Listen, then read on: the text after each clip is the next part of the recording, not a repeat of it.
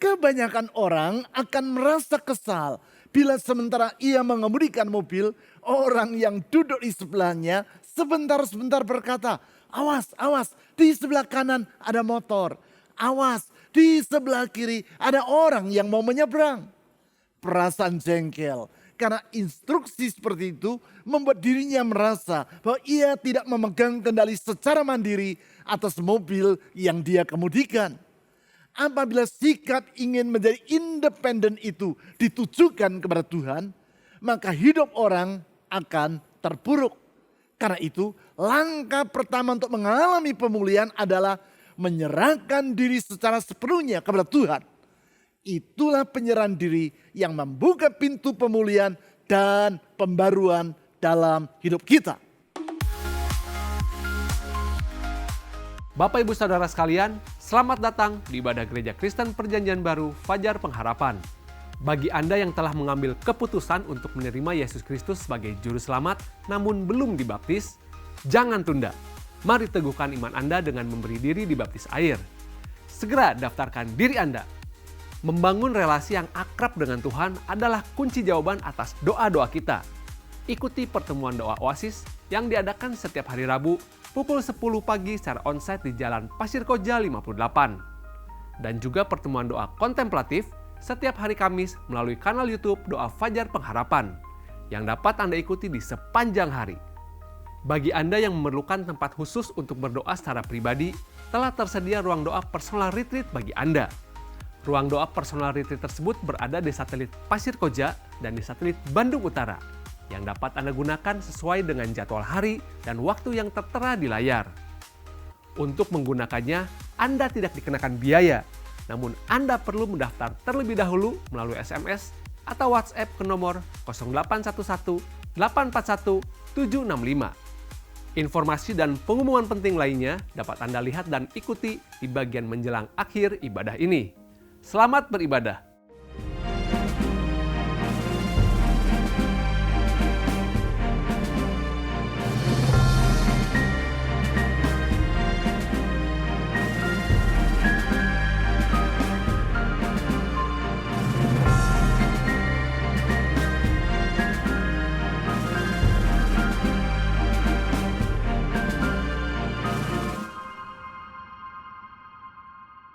Kebanyakan orang akan merasa kesal bila sementara ia mengemudikan mobil, orang yang duduk di sebelahnya sebentar-sebentar berkata, "Awas, awas, di sebelah kanan ada motor. Awas, di sebelah kiri ada orang yang mau menyeberang. Awas, pelan-pelan, mobil di depan mau berbelok." Kalaupun si pengemudi tadi memahami bahwa orang yang duduk di sampingnya itu berkata seperti tadi dengan maksud yang baik, yaitu agar ia terhindar dari kecelakaan, namun pada umumnya tetap saja ia merasa kesal. Mengapa? Di sini setidaknya terdapat dua alasan. Yang pertama, yaitu karena interupsi seperti itu mengganggu konsentrasi dirinya. Suatu alasan yang bersifat lumrah. Namun ada alasan yang lain. Dan alasan yang kedua inilah yang acap kali menjadi penyebab utama dari kejengkelan dirinya. Alasan tersebut adalah karena instruksi seperti tadi membuat dirinya merasa bahwa ia tidak memegang kendali secara mandiri atas mobil yang dia kemudikan. Sedangkan umumnya orang cenderung ingin memegang kendali atas segala sesuatu secara independen dan tidak menghendaki orang lain ikut nimbrung. Kecenderungan seperti itu tercermin dalam puisi yang digubah oleh penyair terkenal dari Inggris yang hidup 100 tahun yang lampau, yaitu William Henley. Dalam puisi yang berjudul Infectus atau yang berarti tak tertaklukkan itu, penyair yang bernama lengkap William Ernest Henley tadi antara lain menulis seperti berikut. "I'm the master of my fate. I'm the captain of my soul." Aku adalah penguasa dari takdirku. Aku adalah nakoda dari jiwaku.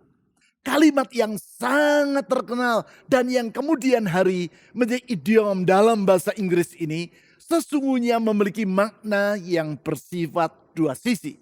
Di satu sisi, ia memiliki makna yang positif, yaitu bahwa orang tidak boleh membiarkan keadaan yang sukar mendikte masa depannya. Sekelam atau sesulit apapun hidup ini, orang harus mengendalikan secara mandiri respon, sikap, dan keadaan batinnya. Dunia sekitarnya mungkin menyakiti tubuhnya, tetapi tak harus menaklukkan jiwa orang itu. Itu sebabnya puisi Invictus ini sangat menginspirasi Nelson Mandela, pemimpin gerakan anti-apartheid dari Afrika Selatan, serta pemenang hadiah Nobel untuk perdamaian tahun 1993.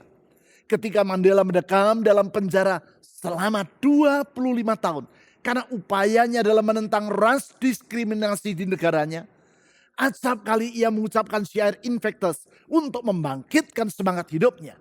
Syair itu meneguhkan keyakinannya bahwa keadaan yang sesulit apapun tidak boleh menentukan atau mendefinisikan hidupnya. Namun pilihan yang ia ambillah yang menentukan masa depannya. Oleh karena itu di kemudian hari, ketika kisah hidup Mandela diangkat ke layar lebar, film itu diberi judul Invictus, tak tertaklukkan. Namun di sisi yang lain, apabila sikap independen atau mandiri itu kebablasan, maka sikap tersebut akan memiliki makna yang negatif. Karena sikap independen itu akan mengakibatkan orang merasa bahwa dirinya tidak memerlukan orang lain, bahkan tidak memerlukan Tuhan. Itulah sikap takabur yang akan mengakibatkan hidup orang menjadi terpuruk.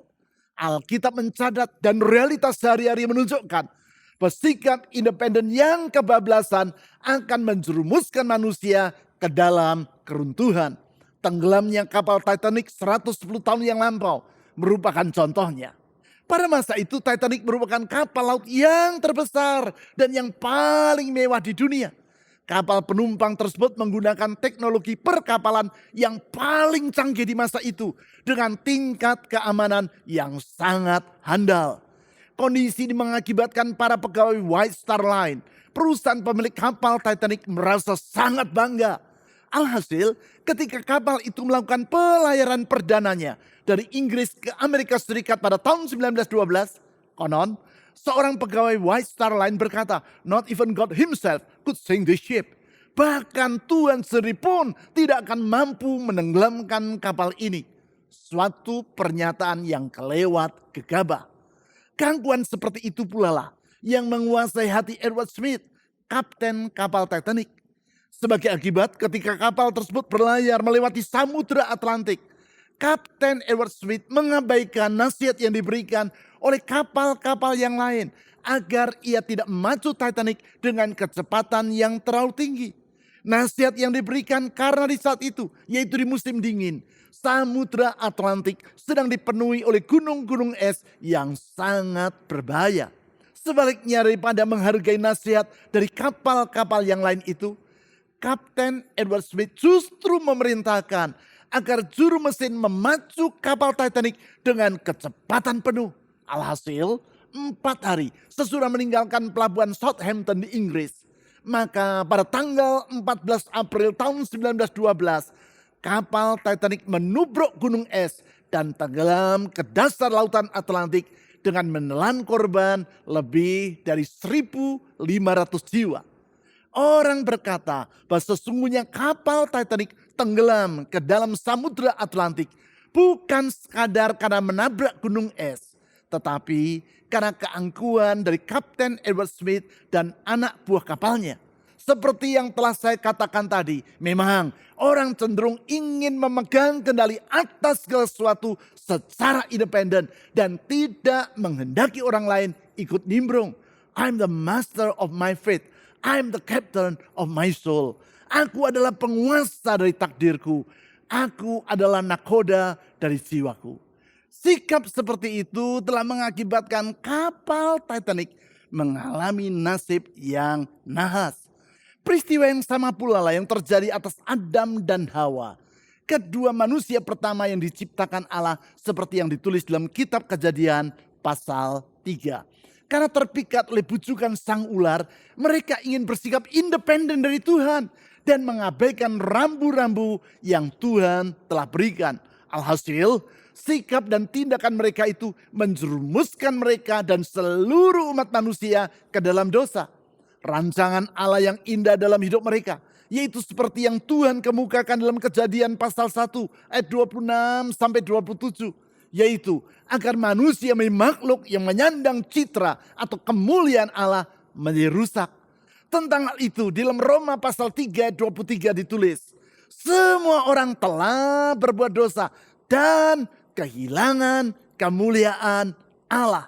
Memang rencana Tuhan dalam hidup manusia menjadi rusak karena sikap angkuh dan keinginan manusia untuk terlepas dari Tuhan. Sikap yang pada dasarnya merupakan pemberontakan terhadap Allah. Namun rencana Tuhan tidak akan gagal. Ia bertindak untuk memulihkan relasi umat manusia dengan dirinya dan memulihkan rencananya di dalam hidup mereka. Yaitu agar manusia kembali menyandang citranya. Untuk itulah 2000 tahun yang lampau Yesus Kristus datang ke dunia. Yesus yang adalah Allah itu telah datang dengan mengosongkan dirinya sendiri, bersama dengan manusia dan mengorbankan dirinya sampai mati di kayu salib.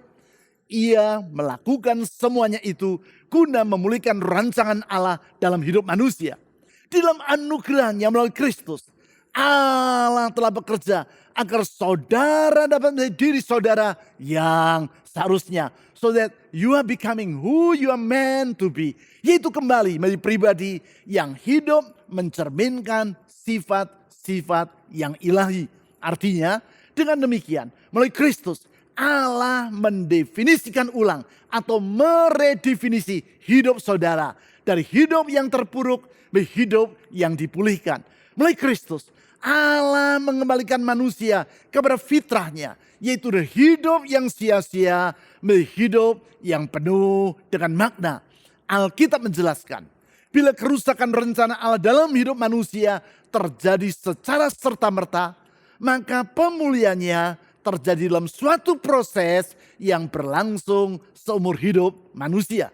Sebelum saya teruskan khotbah saya ini, izinkan saya bertanya, kehidupan yang bagaimanakah yang saudara inginkan?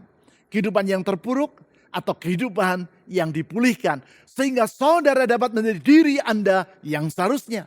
Manakah yang sudah dambakan? Kehidupan yang sia-sia atau kehidupan yang bermakna? Kehidupan yang hampa atau kehidupan yang sesuai dengan fitrah yang Allah rencanakan bagi diri saudara? Dengan latar belakang pertanyaan-pertanyaan tersebut, maka di sepanjang bulan ini saya mengajak saudara untuk menelaah karya Allah dalam proses pemulihan tadi. Karyanya dalam mendefinisikan ulang hidup saudara. Agar saudara menjadi diri Anda yang seharusnya redefine. Becoming who you meant to be. Hanya dengan demikian barulah seperti yang acap kali saya utarakan. Kehidupan saudara dunia yang berlangsung hanya satu kali ini bukan merupakan kehidupan yang sia-sia, tetapi menjadi kehidupan yang penuh dengan makna. Bukan kehidupan yang hampa, terpuruk, dan jauh dari Tuhan, tetapi hidup yang limpah dengan sukacita, kebahagiaan, dan menyenangkan hati Allah. Mengawali telaah tentang karya Tuhan dalam proses pemulihan atau mendefinisikan ulang kehidupan kita tersebut, saya ajak saudara untuk membaca Roma pasal 12 ayat 1 sampai 2. Roma pasal 12 ayat 1 sampai 2. Karena itu saudara-saudara, oleh kemurahan Allah, aku menasihatkan kamu supaya kamu mempersembahkan tubuhmu sebagai persembahan yang hidup, yang kudus, dan yang berkenan kepada Allah. Itulah ibadahmu yang sejati. Ayat 2. Janganlah menjadi serupa dengan dunia ini, tetapi berubahlah oleh pembaruan budimu, sehingga kamu dapat membedakan mana kehendak Allah, apa yang baik, yang berkenan kepadanya, dan sempurna. Sebagai catatan, ketika Paulus menulis surat yang ia tujukan kepada orang-orang yang percaya kepada Kristus di kota Roma ini, di saat itu ia belum pernah ke kota tersebut. Saat itu ia berada di kota Korintus di Yunani dan bersiap-siap untuk kembali ke Yerusalem. Oleh karena itu, dalam Roma pasal 1 ayat 8 sampai 12, Paulus mengutarakan keinginannya untuk mengunjungi kota Roma guna menguatkan iman orang-orang percaya di sana. Dengan latar belakang keinginannya tersebut, maka dalam Roma pasal 1 sampai pasal 11, Paulus menjelaskan kepada para pengikut Kristus di kota Roma tentang bagaimana Allah di dalam anugerahnya telah membawa manusia yang berdosa ke dalam relasi yang dipulihkan dengan dirinya melalui iman kepada Yesus Kristus. Karya anugerah Allah dalam Kristus dengan tujuan utama yaitu untuk memulihkan manusia dan seluruh ciptaannya kepada fitrah yang telah ia rencanakan bagi mereka. Sudah Paulus menjelaskan dasar-dasar doktrin anugerah serta keselamatan atau kehidupan yang dipulihkan tersebut. Maka selanjutnya di dalam Roma pasal 12 sampai pasal 16, Paulus memaparkan tentang bagaimana orang percaya harus menghidupi kehidupan yang dipulihkan itu. Hal tersebut ia awali dengan menjelaskan di dalam Roma pasal 12 ayat 1 sampai 2 yang telah kita baca tadi. Tentang bagaimana agar orang yang telah percaya dapat mengalami pembentukan dan pemulihan yang Tuhan kerjakan. Hal tersebut terlihat dari frasa karena itu yang ia tulis dalam Roma pasal 12 ayat 1. Karena itu. Karena apa? Karena mulianya anugerah dan karya Allah dalam memulihkan kehidupan umat manusia melalui Kristus. Selanjutnya Paulus memberi nasihat agar para pengikut Kristus di kota Roma dan semua kita mengalami karya pemulihan dari Allah. Maka yang pertama, kita harus menyerahkan diri kita dengan sepenuhnya kepada Tuhan. Saya ulangi, agar mengalami karya pemulihan dari Allah, maka yang pertama, kita harus menyerahkan diri dengan sepenuhnya kepada Tuhan. Bila dalam Kejadian pasal 3, yaitu seperti yang telah saya utarakan tadi, ditulis bahwa kejatuhan manusia ke dalam dosa diawali dari sikap angkuh dan keinginan manusia untuk menjadi independen dari Tuhan. Maka pemulihan manusia ke dalam rencana Allah haruslah dimulai dari tindakan yang bertolak belakang dengan keangkuhan tersebut. Dalam hal ini, yaitu tindakan penyerahan diri kepada Tuhan. Tindakan tersebut dikemukakan dalam Roma pasal 12 ayat 1 sebagai berikut. Karena itu saudara-saudara, oleh kemurahan Allah, aku menasihatkan kamu. Perhatikan, supaya kamu mempersembahkan tubuhmu sebagai persembahan yang hidup, yang kudus, dan yang berkenan kepada Allah. Kalimat berikutnya, itulah ibadahmu yang sejati. Di ayat ini Tuhan melalui Rasul Paulus memberi nasihat kepada orang-orang percaya di kota Roma dan semua kita. Agar kita mempersembahkan tubuh kita sebagai persembahan kepada Allah.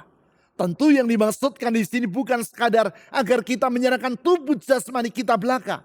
Namun seluruh kehidupan kita. Sebab mempersembahkan tubuh sebagai persembahan yang hidup, kudus, dan berkenan kepada Allah sebagai suatu ibadah yang sejati. Seperti yang ditulis di ayat 1. Tidak bisa tidak berkaitan dengan keseluruhan hidup manusia. Dengan kata lain, di sini kita melihat pentingnya kerendahan hati dalam penyerahan diri kepada Allah sebagai langkah awal dari pemulihan hidup ke dalam rencana Tuhan. Penyerahan diri seperti ini sama seperti sikap seorang bocah yang harus bersedia duduk diam di kursi seorang pemangkas rambut agar sang pemangkas dapat memotong dan merapikan rambutnya. Tentu bagi seorang bocah duduk diam selama belasan menit bukanlah suatu hal yang mudah. Hal itulah yang saya alami ketika saya masih berusia sekolah taman kanak-kanak. Bagi saya duduk setengah jam di kursi pemangkas rambut merupakan suatu siksaan tersendiri. Apalagi kalau sementara rambut saya dipangkas, saya mendengar di luar tempat kerja sang tukang cukur. Teman-teman saya sedang bersorak-sorak dengan penuh kegembiraan karena mereka sedang bermain layang-layang atau permainan lainnya. Di saat seperti itu, saya merasa ingin segera melompat turun dari kursi dan lari keluar untuk bergabung dengan teman-teman saya tersebut. Namun, mau tidak mau, kalau saya ingin rambut saya tertata rapi, saya harus bersedia menyerahkan diri dalam ketaatan kepada sang pemangkas rambut yang sedang memotong dan merapikan rambut saya. Hanya dengan demikian, barulah keberadaan saya akan tertata dengan rapi seperti yang seharusnya.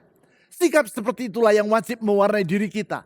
Apabila kita ingin mengalami pembentukan dari Allah yang memulihkan hidup kita. Sikap seperti itulah yang harus mewarnai kehidupan setiap pengikut Kristus.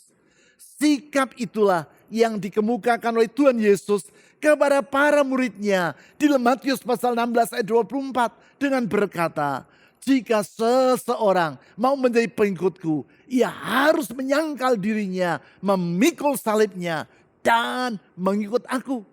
Bagaimana saudara akan dapat mengikut seseorang kalau saudara tidak bersedia menyerahkan diri saudara kepada pimpinan orang tersebut? Bagaimana seekor domba dapat berjalan mengikuti gembalanya apabila ia tidak bersedia memasrahkan dirinya kepada tuntunan dari sang gembala? Demikian juga untuk mengalami pembentukan dari Allah yang bekerja memulihkan hidup kita. Maka langkah pertama yang harus kita tempuh adalah menyerahkan diri kita sepenuhnya kepada Tuhan.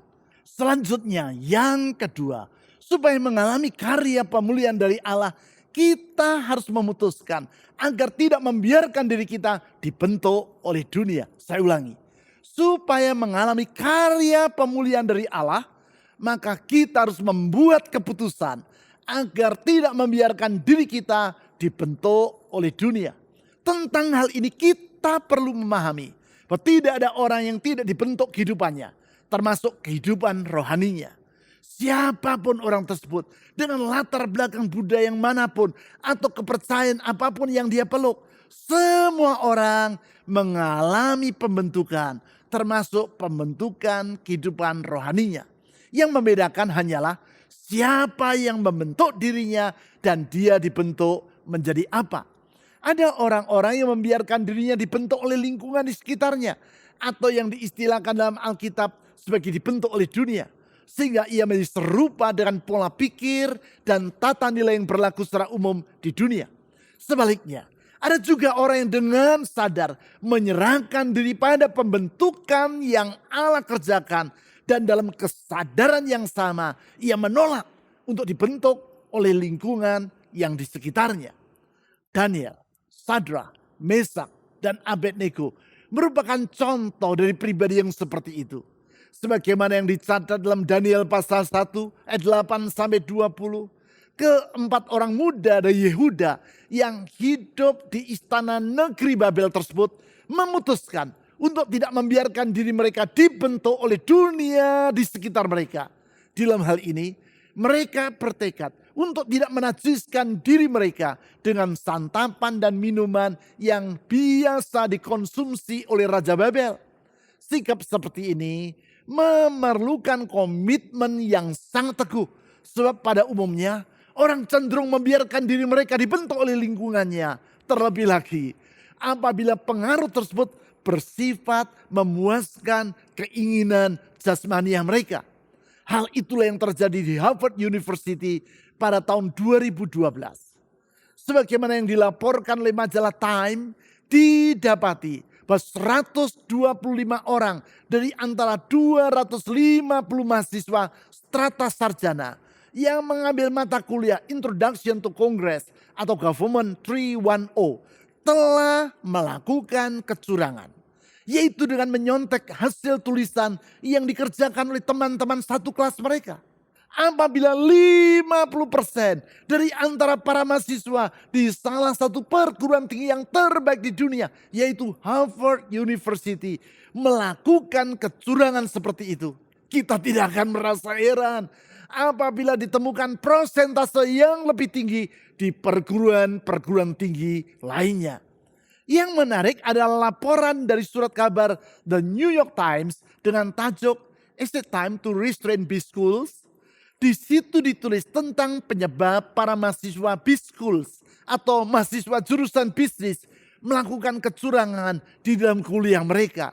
Dilaporkan bahwa 56% para mahasiswa program MBA telah melakukan kecurangan dengan alasan yaitu karena they believe everyone else was doing it. Mereka percaya bahwa semua orang juga mengerjakan kecurangan tersebut. Dengan kata lain, para calon pemimpin dalam dunia bisnis itu meyakini bahwa orang lain melakukan kecurangan dalam tugas kuliah, maka mereka pun boleh melakukan hal yang sama. Dapat dibayangkan bagaimana jadinya nanti ketika mereka sudah bekerja dan memimpin dunia bisnis. Mereka adalah orang-orang yang membiarkan diri mereka dibentuk oleh lingkungannya. Tetapi tidak demikian halnya dengan Daniel, Sadra, Mesak, dan Abednego. Mereka memutuskan untuk tidak membiarkan diri mereka dibentuk oleh dunia di sekitar mereka. Hal itulah yang dinasihatkan dalam Roma pasal 12 ayat 2 yang telah kita baca tadi. Di situ ditulis sebagai berikut. Janganlah menjadi serupa dengan dunia ini. Saya ulang. Janganlah menjadi serupa dengan dunia ini. Tetapi berubahlah oleh pembaruan budimu. Sehingga kamu dapat membedakan mana kehendak Allah. Apa yang baik, yang berkenan kepadanya. Dan sempurna. Seperti yang saudara lihat di ayat ini. Tuhan melalui Rasul Paulus berkata. Janganlah menjadi serupa dengan dunia ini. Artinya kita perlu menyadari bahwa dalam kehidupan sehari-hari dunia sekitar kita selalu berupaya untuk mempengaruhi dan membentuk diri kita. Pembentukan tersebut baik melalui media sosial, berita, film, buku, dan berbagai sarana komunikasi lainnya termasuk melalui pergaulan sehari-hari. Kesadaran dan kewaspadaan seperti itu perlu ada pada diri kita. Dengan sikap yang sadar pula kita harus memutuskan agar semua itu tidak mempengaruhi dan membentuk hidup kita.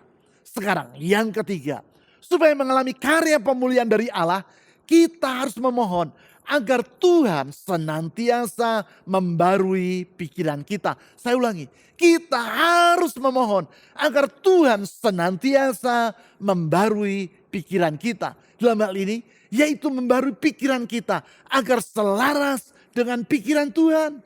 Itulah yang dikemukakan dalam kalimat-kalimat selanjutnya di ayat 2 yang telah kita baca tadi. Yaitu, tetapi berubahlah oleh pembaruan budimu.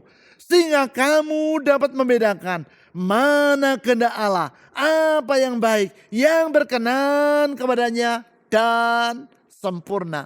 Dengan kata lain, sebaliknya dari menjadi serupa dengan dunia, pikiran kita haruslah menjadi serupa dengan pikiran dan kehendak Tuhan. Tentang hal itu kita perlu memahami. Seperti yang ditulis di ayat 2 tadi. Pikiran Tuhan adalah bersifat baik dan sempurna. Sehingga apabila pikiran kita dibarui, menjadi serupa dengan pikirannya, maka kualitas kehidupan kita pun akan meningkat dan dipulihkan. Itulah kehidupan yang kita istilahkan dalam tema gereja kita di tahun ini, yaitu level up. Hidup yang semakin bermutu, semakin bermakna, semakin berbahagia dan berkenan kepada Tuhan. Pembaruan dalam pola pikir seperti ini tidak terlepas dari apa yang kita izinkan mengisi pikiran kita. Di sini saya menggunakan kata mengizinkan. Sebab sesungguhnya apa yang mengisi pikiran kita, kitalah yang memutuskannya. Sama seperti yang telah saya utarakan dalam khotbah saya 2 bulan yang lalu. Yaitu uraian firman Tuhan dengan tajuk menata ulang kasih, menata ulang kehidupan. Saudaralah yang menentukan apa yang mengisi dompet saudara. Demikian pula saudaralah yang harus memutuskan apa yang mengisi pikiran saudara. Kalau saudara mengizinkan yang mengisinya adalah hal-hal yang bermutu, maka kehidupan saudara pun akan dibarui sehingga menjadi semakin bermutu. Sebaliknya, kalau saudara membiarkan yang mengisi pikiran saudara adalah hal-hal yang sampah atau tak bermutu, maka kualitas kehidupan saudara akan merosot dan menjadi sia-sia. Tentang hal tersebut, di dalam Filipi pasal 4 ayat 8 dinasihatkan agar saudara memfokuskan pikiran kepada hal-hal yang benar, mulia, adil, suci, dan yang disebut sebagai kebajikan serta patut dipuji. Itulah kebenaran ilahi di dalam firman Allah. Itulah isi Alkitab atau kitab suci yang dalam 2 Timotius pasal 3 ayat 16 disebut sebagai bermanfaat untuk memperbaiki kelakuan serta mendidik orang dalam kebenaran. Pentingnya memfokuskan pikiran kepada kebenaran tersebut juga dikemukakan oleh Jeffrey M. Schwartz, seorang psikiater dan neuroscientist pada University of California, Los Angeles atau UCLA dalam bukunya yang berjudul Brain Lock. Dalam buku tersebut ia menulis tentang 4 langkah yang dapat menolong orang yang dibelenggu oleh perilaku yang buruk dan yang tidak dapat ia kendalikan. Perilaku tersebut lazim disebut sebagai OCD atau Obsessive Compulsive Disorder. Howard Hughes adalah contoh dari orang yang mengidap OCD. Seperti yang pernah saya ceritakan dalam khotbah saya yang lalu. Miliuner yang sangat terkenal ini dikuasai rasa ketakutan terhadap kuman yang melampaui kewajaran. Sehingga ia meninggal dunia dalam keadaan yang sangat memprihatinkan. Itulah OCD. Dalam penelitian yang dilakukan oleh Jeffrey Schwartz, yaitu sebagaimana yang ia kemukakan dalam buku Brain Lock tadi, ditemukan bahwa salah satu langkah yang perlu dilakukan agar orang mengalami kebebasan dari OCD adalah orang itu harus memfokuskan ulang pikirannya kepada hal-hal yang sehat. Dengan kata lain, apa yang menjadi fokus pikiran seseorang akan mempengaruhi perilaku orang tersebut. Apabila orang memfokuskan pikirannya kepada hal-hal yang buruk, maka perilaku atau behavior dari orang tersebut akan terbentuk menjadi buruk. Sebaliknya, apabila orang memfokuskan pikirannya kepada hal-hal yang sehat, maka perilakunya juga akan menjadi sehat. Hal yang sama seperti itulah yang dinasihatkan dalam Filipi pasal 4 ayat 8 tadi. Apabila saudara memfokuskan pikiran saudara kepada kebenaran, yaitu firman Tuhan, maka hidup saudara pun akan mengalami pembaruan sehingga menjadi semakin bugar. Itulah yang dimaksudkan dalam Roma pasal 12 ayat 2 tadi, yaitu bahwa saudara perlu memohon agar Tuhan senantiasa membarui pikiran saudara. Hari ini kita telah melihat bahwa awal dari keruntuhan hidup manusia adalah karena keangkuhan mereka. Keangkuhan yang berjalan seiring dengan keinginan untuk berada secara independen atau terlepas dan tidak memerlukan Tuhan. Keruntuhan yang mengakibatkan rencana Allah dalam hidup manusia, yaitu agar mereka menyandang citra Allah atau sifat-sifat Allah menjadi rusak. Alhasil, kehidupan manusia menjadi hampa, sia-sia, dan sekadar mengejar fata morgana, yaitu kebahagiaan yang semu alias tidak sejati. Bersyukur kepada Allah, di dalam anugerahnya, ia berkarya melalui Yesus Kristus untuk membawa manusia kembali kepada rencananya. Itulah karya pemulihan atau redefinisi dengan tujuan agar kita dapat menjadi diri kita yang seharusnya redefine, becoming who you are meant to be. Itulah hidup yang mencerminkan citra Allah dalam kehidupan kita sehari-hari. Itulah hidup dengan pikiran yang sesuai dengan pikiran dan kehendak Allah dimanapun kita berada. Baik dalam rumah tangga, pekerjaan, pergaulan, dan kehidupan sehari-hari. Itulah kehidupan yang penuh dengan makna, berbahagia, dan berkenan kepada Tuhan. Untuk mengalami karya pemulihan yang Allah kerjakan melalui Yesus Kristus tersebut, maka sebagai langkah pertama, kita harus menyerahkan diri dengan sepenuhnya kepada Tuhan. Memutuskan agar tidak membiarkan diri kita dibentuk oleh dunia. Dan memohon agar Tuhan senantiasa membarui pikiran kita. Sebagai wujud praktis dari tindakan penyerahan tersebut, lakukanlah 3 hal berikut ini. Yang pertama, setiap pagi berdoalah seperti demikian. Tuhan Yesus, aku menyerahkan hidupku ke dalam tangan-Mu dan tuntunlah aku di jalan-jalan-Mu. Yang kedua, utarakan kepada Tuhan area-area kehidupan yang mana yang selama ini saudara ingin bersikap independen daripada Tuhan. Dan serahkan area atau wilayah kehidupan itu ke dalam tangannya melalui doa. Yang ketiga, setiap malam periksalah ulang kehidupan saudara di sepanjang hari yang telah saudara lalui. Dan lihatlah bagian-bagian kehidupan yang mana yang masih saudara ingin kendalikan sendiri dengan mengabaikan Tuhan. Di dalam penyerahan diri, mohon pertolongan Tuhan agar Ia dalam anugerahnya mengubah sikap saudara tersebut. Dalam kehidupan ini, kita sangat memerlukan anugerah Allah. Anugerah yang sudah diwujudkannya melalui pengorbanan Yesus Kristus sampai mati di kayu salib. Pengorbanan Kristus yang membebaskan kita dari masa lampau dan membentangkan masa depan yang baru bagi kita. Pengorbanan Kristus dalam kasih-Nya yang terus bekerja dalam membarui kehidupan kita. Di dalam ucapan syukur kepada Tuhan Yesus. Mari sekarang kita menyerahkan hidup dan masa depan kita ke dalam tangan-Nya. Mari kita berdoa. Tuhan Yesus, sungguh kami bersyukur.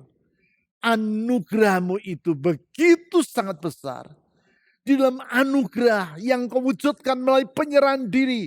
Dalam pengorbanan sampai mati di kayu salib. Engkau melepaskan kami dari masa lampau kami yang lama. Membarui hidup kami. Dan membawa kami ke masa depan yang indah. Yang Engkau telah rencanakan bagi hidup kami. Dengan penyerahan diri kami mohon tuntun kami. Sertai kami. Pimpin kami di jalan-jalan-Mu. Kami menyerahkan kehendak kami. Area-area kehidupan di mana kami masih ingin bersikap independen. Tidak peduli kepada Tuhan. Ampuni kami atas segala keangkuhan itu. Keangkuhan yang telah menjerumuskan kami ke dalam keruntuhan. Tuhan Yesus, pulihkan hidup kami. Barui hidup kami senantiasa. Tangan-Mu yang penuh kasih itu memulihkan dan menyembuhkan. Dengan percaya kepada janji firman-Mu, saya berdoa Tuhan. Sama setiap orang yang berseru memanggil nama-Mu. Sama rumah tangga mereka. Sama pekerjaan dan usaha mereka. Sama batin mereka. Sama jiwa mereka. Sama hidup mereka. Pulihkan, sembuhkan, barui. Karena di dalam Tuhan Yesus ada hari depan yang indah.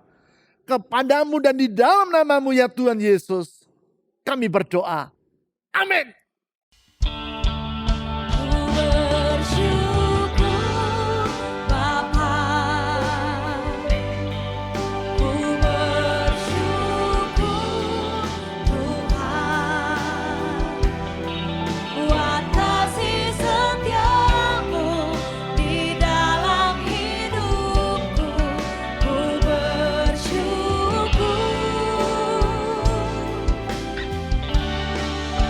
Ku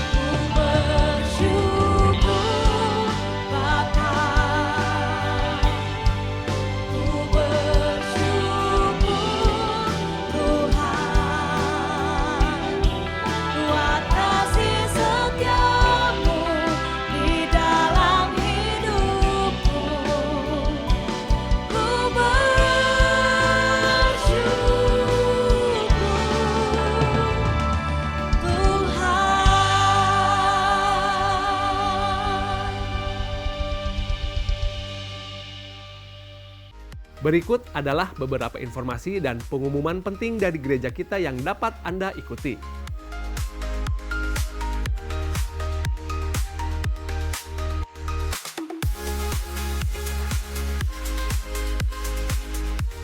Mari kita dengan sukacita memberikan persembahan dan persepuluhan kita kepada Tuhan sebagai ungkapan kasih dan syukur kita kepadanya. Anda dapat memberikannya dengan memasukkannya ke dalam kotak persembahan, atau melalui rekening bank, atau dengan cara men-scan QR Code dengan menggunakan aplikasi dompet digital. Ibadah online GKPB Fajar Pengharapan dapat Anda ikuti setiap saat mulai hari Sabtu pukul 5 sore melalui YouTube, website, dan aplikasi yang tertera di layar. Berbagai informasi penting lainnya dari gereja kita dapat Anda ikuti melalui website www.fajarpengharapan.net atau melalui aplikasi GKPB Fajar Pengharapan serta Instagram GKPB Fajar Pengharapan. Bapak Ibu Saudara sekalian, sehat selalu dan sampai jumpa minggu depan.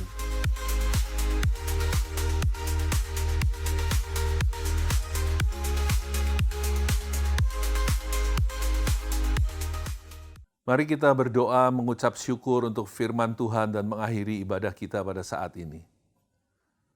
Tuhan, kami datang kepadamu menaikkan syukur kami kepadamu ya Tuhan, karena kami boleh hidup dalam pengenalan kami akan Engkau. Karena firman-Mu yang Kau berikan kepada setiap kami, firman yang memberikan kemerdekaan, firman yang memberikan pengharapan, firman yang memberikan kekuatan kepada setiap kami. Tuhan, kami bersyukur buat firman-Mu yang Kau sampaikan pada hari ini.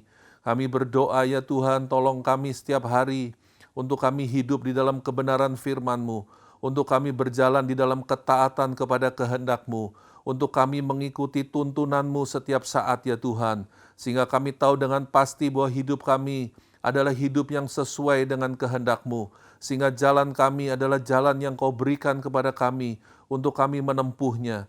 Karena kami tahu tidak ada apapun juga yang dapat menghalangi kami, karena Engkau Tuhan yang beserta dengan kami. Itu sebabnya tolong kami untuk hidup dalam kebenaran-Mu, bukan di dalam kebenaran kami sendiri, tapi di dalam kebenaran-Mu yang memerdekakan hidup kami. Terima kasih ya Bapa. Kami berdoa menyerahkan umat-Mu ke dalam tangan-Mu. Apapun masalah, apapun pergumulan yang mereka hadapi, kami tahu kepada siapa mereka datang, yaitu kepadamu ya Tuhan. Kepada siapa mereka berseru, yaitu kepadamu ya Tuhan. Biar seruan doa mereka Engkau mendengar, biar seruan pertolongan mereka Engkau yang menjawab. Terima kasih ya Bapa. Kami berdoa menyerahkan umat-Mu dalam tangan-Mu dengan memohonkan berkat-Mu atas setiap mereka. Terima kasih Bapa, kami naikkan doa ini di dalam nama Tuhan Yesus Kristus. Amin.